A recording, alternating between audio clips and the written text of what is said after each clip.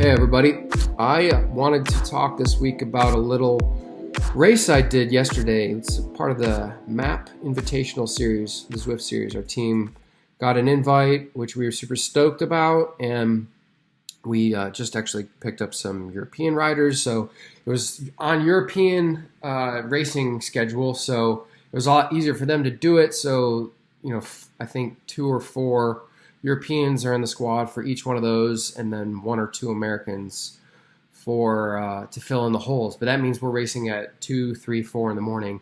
My race yesterday was at 3:50, which actually wasn't that terrible. It was a super early start to the day, but I ended up with an 18th, which is my best result at one of these ever. I was super stoked on it, so I wanted to kind of go over the power demands for somebody who weighs 167 doing one of these Zwift races. Zwift is all about watts per kilogram. There is some degree of absolute watts that play into it, but a lot less than watts per kilogram. Just by how the race plays out, the races are all about an hour, so it's full gas the whole time. So just going through here, it was 2 laps of Rising Empire, which is a New York course, which means you're doing 4 major climbs and 2 smaller climbs. And they come pretty hot and heavy, and there's not a lot of rest in between. So I've come to expect around 7 plus watts per kilogram for the climbing, which means I'm up in the 520 to 550 range. That needs to be my goal power when there's climbing in Zwift that happens in the less than 5-minute range, which is tough. But actually, eventually, I'm hoping that this is the kind of race course that really will suit me to hopefully get that win sometime here in the future. It's a tall ask. These guys are really good. So let's look at the course. First climb comes only. All right, come on, computer. Here we go. First climb comes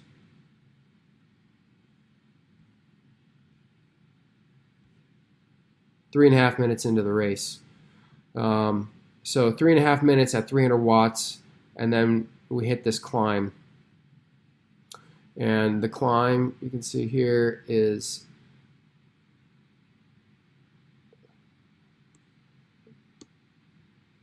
484 for a minute. So not too terrible. I mean, that's a good sting for sure, but after doing 300 watts for a few minutes, but no big deal. That's kind of just, you anticipate that, you give the little effort, then you get back in your rhythm.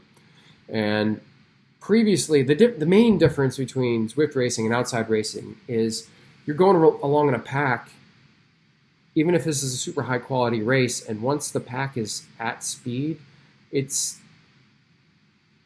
gonna have a lot less time on the gas. You're gonna not be at 300 plus watts average. You're gonna be more in like the two range. You feel the draft in a totally different way outside. I mean, that's partially the physics of the game and partially just being outside, moving, being behind somebody. So that was a huge adjustment for me at first, but having to recover at 300 watts, I mean, that's an aerobic output for 4 watts per kilogram is like, that's going for me. I've worked my endurance range up to just south of that, but that's taken a ton of work. And so that was the big major adjustment. And then you got to hit the climb, and then it's 3 minutes at, I think I did was 3 minutes at 500 watts, which is the indoor PR for me, and it's kind of on off. You can see here, it's kind of like ramping, and then the climb will pitch, and you got to really, really gas it here, and then it's a little bit of recovery, and then again really gassing it, and then recovery, gas, more gas, and then this is me getting basically dropped. I mean, I'm still just a little bit below the range that these guys are able to go uphill at. There's technique too that probably a little deficient, but anyway, so I got dropped, but we caught back on. I got just barely dropped. So for me, that's progress, because first couple of these bigger races I attempted to do, I was just off the back, like immediately. I was just red lines, and I couldn't find a rhythm. So went down the climb. On the next climb, we stayed on the gas again. You can see in the selection 421 watts for 4.5 minutes, more or less. And so clearly the power's down a little bit. The sustain is down a little bit. That's partially a different climb, but also, just again, between the climbs, 300 watts. I mean, this is not easy for me. The thing is, like, I'm not at the very top of the A+ category. I'm somewhere, middle, and that really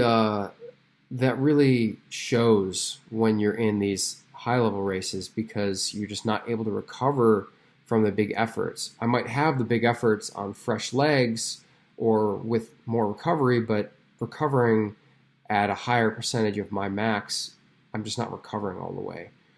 I hope that makes sense. And then so here, this is us chasing. We realized we were dropped. We in our group ended up catching this other little group that had been dropped, and I think the leaders were about 7 or 10 or so. But we had Russ de-essing us, and there were some guys working, so I got to work, and I tried to really take some hard pulls. You can see these big spikes here. So we pull. I take 1, 2, 3, 4 big pulls probably. And we're getting up over these bumps. And then, holy crap, we catch the group. So didn't have much time to recover. And then it was right back on the gas for the last 2 climbs. You can see here I got dropped again. It was a major fight. I mean, I went all in. I got a message from Buddy, and he was like stoked on it. Yeah, so I stayed focused and tried as hard as I could, and I got 450 in. I wasn't able to stay at that 500 plus mark. It was just too hard. Got better and better, I think, from the past attempts doing these. And then last climb, let's just go into this. I went for it. I was still dropped, but I made it over with my group. I was getting tailed off the back, and I got an aero power up, which was crazy.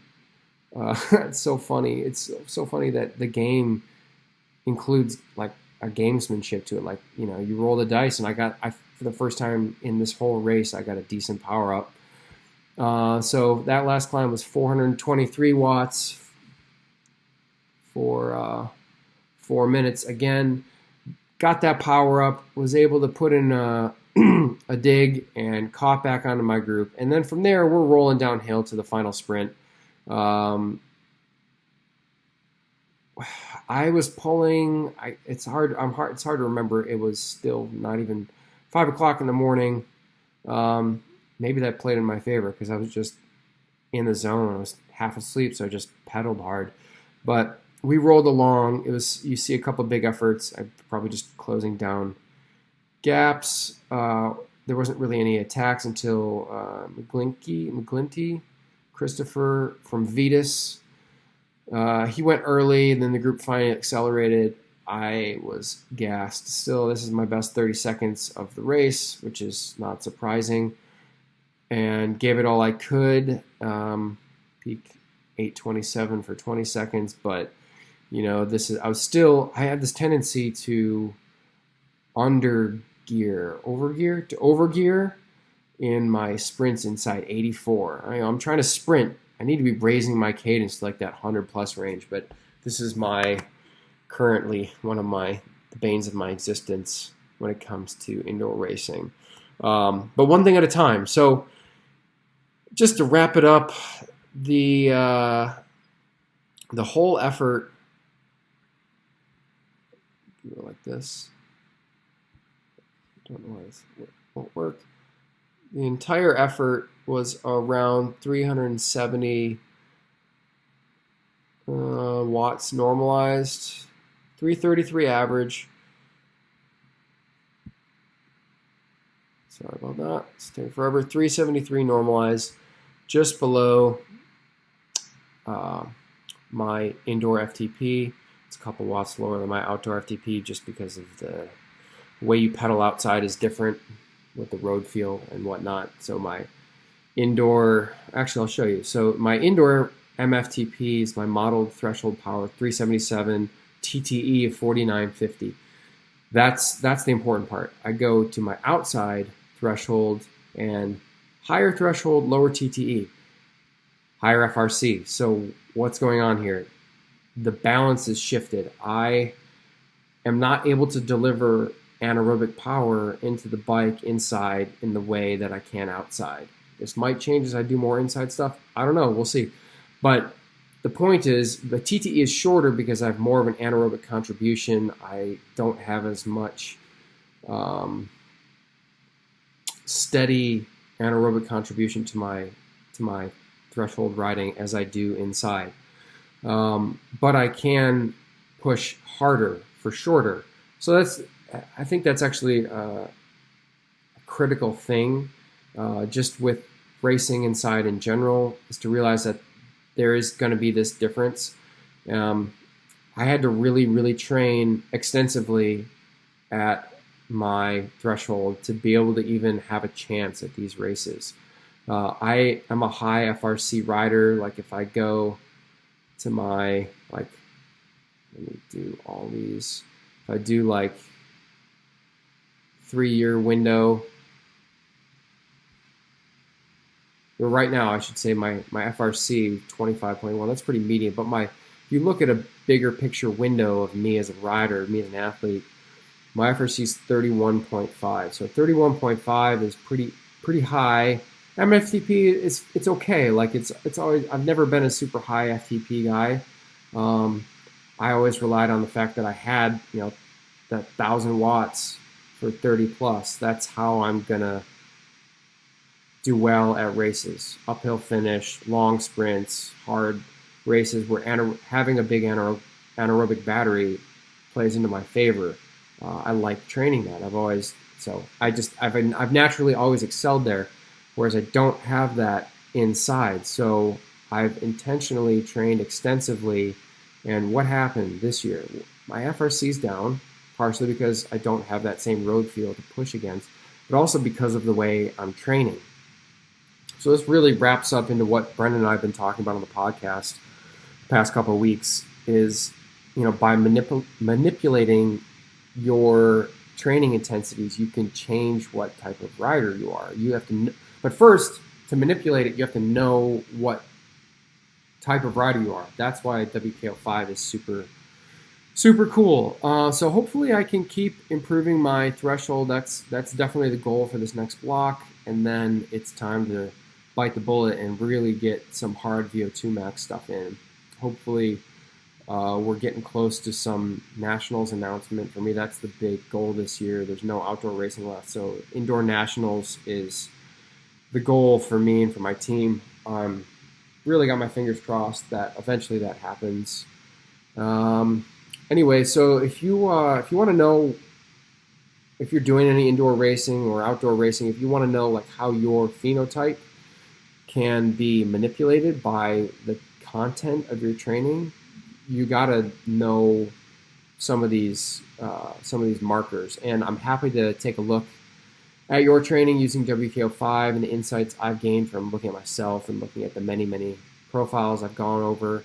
I'd be happy to do it free of charge. It's just we want to help people, and if you want training, we have $8 plans. If you want full-on coaching, that's the most tailored to you option.